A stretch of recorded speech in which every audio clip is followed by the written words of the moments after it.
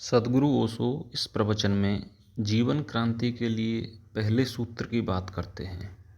ओशो कहते हैं कि परमात्मा को पाने की यात्रा आकाश की यात्रा है, जिसका ना तो कोई रास्ता है, ना कोई सीमा, ना कोई दीवार और ना ही उस रास्ते पर यात्री के चरण चिन्ह बनते हैं।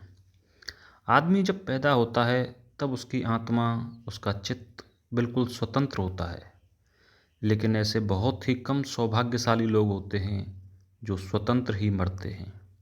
आदमी दिन रोज परतंत्र होता चला जाता है और यह बड़े दुख की बात है कि हम उस परतंत्रता की रक्षा भी करते हैं, क्योंकि हमें इस बात का पता ही नहीं होता कि जिसे हम स्वतंत्रता मान रहे हैं वह परतंत्रता ही है। अगर मनुष्य लोहे की जंजीरों में बंधा हो तो उनसे मुक्त होने की कोशिश भी करता है, लेकिन हमारी आत्मा विचारों की जंजीर से बंधी है जो हमें दिखाई भी नहीं पड़ती, और जो जंजीर दिखाई ना पड़े उसे तोड़ना बहुत मुश्किल है। हम अपने को किसी धर्म, संप्रदाय, देश जैसी जंजीरों से अपने को बांधते चले जाते हैं और इसी दायरे में सोचते हैं और जीते हैं।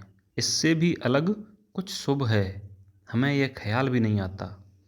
दुनिया में आज तक जिन लोगों ने इन जंजीरों से मुक्ति की बात की, वे इन जंजीरों को तोड़ तो पाए नहीं, बल्कि इस सोई हुई मनुष्यता ने उन बातों या विचारों की एक नई जंजीर में अपने को बांध लिया।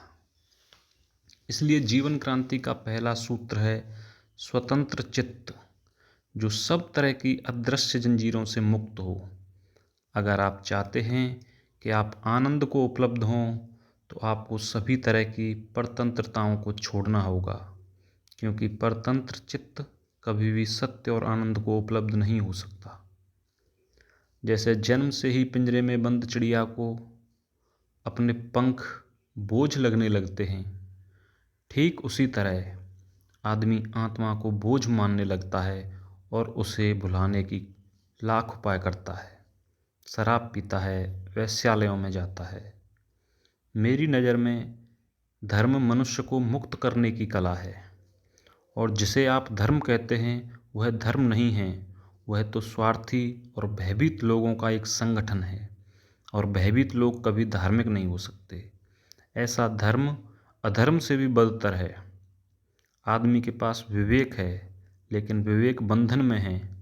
यही तो कारण है कि आप अपने धर्म, संप्रदाय या महापुरुष के बारे में कुछ भी ऐसा वैसा सुनना नहीं चाहते। अगर जीवन में क्रांति लानी है तो सबसे पहले हमें इस मानसिक गुलामी को छोड़ना होगा। और मैं तुम्हें एक मानसिक गुलामी को छोड़कर दूसरी मानसिक गुलामी पकड़ने को नहीं कह रहा हूँ।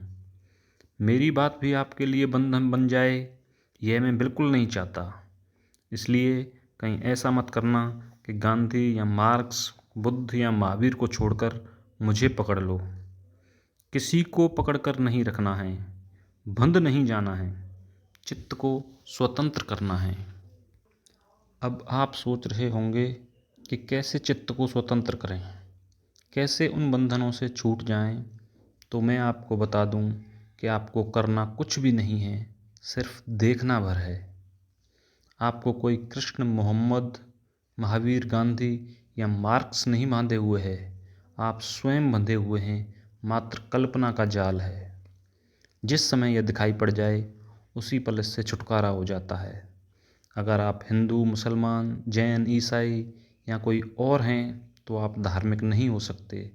अगर आपको धार्मिक होना है तो समस्त वादों से मुक्ति आवश्यक है।